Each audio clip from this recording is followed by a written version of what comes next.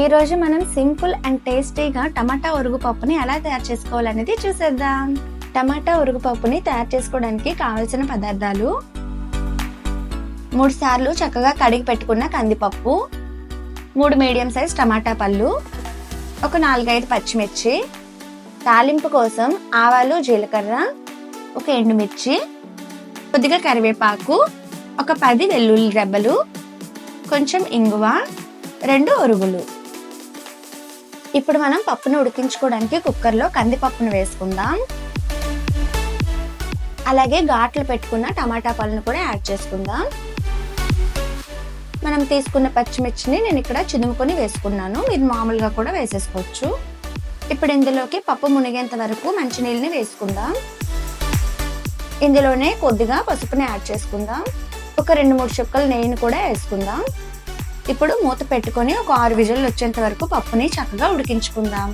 అటువైపు పప్పు చక్కగా ఉడుకుతూ ఉంటుంది. ఈలోగా మనం ఉరుగులు వేసుకొని తాలింపుని తయారు చేసుకుందాం.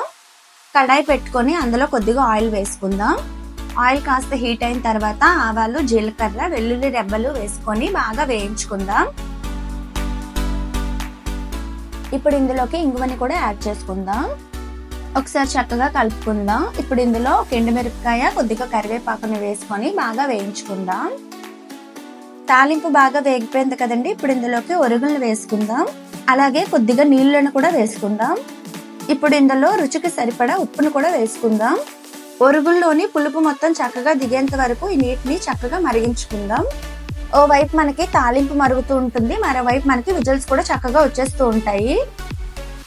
చూసారు కదండి, ఈ విధంగా మనం చక్కగా మరిగించుకుంటే ఉరుగుల్లో ఉన్న ఫ్లేవర్ మొత్తం వాటర్కి పట్టుకుంటుంది. సో పప్పు అనేది చాలా పులుపుగా, కమ్మగా, టేస్టీగా ఉంటుంది. ప్రెషర్ మొత్తం పోయిందండి. ఇప్పుడు పప్పు ఎలా ఉడికింది అనేది ఒకసారి చెక్ చేద్దాం. చూసారు కదండి, పప్పు చాలా బాగా ఉడికిపోయింది. ఇప్పుడైతే మనం ఇందులోకి తాలింపుని యాడ్ చేసుకుందాం.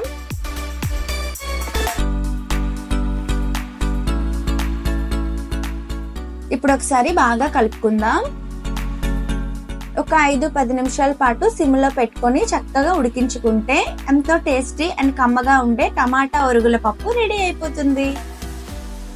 మీరు కూడా నేను చూపించిన విధంగా ఈ టమాటా ఉరుగు పప్పుని తయారు చేసుకొని ఎలా వచ్చింది అనేది నాకు కామెంట్ సెక్షన్లో తెలియజేయండి.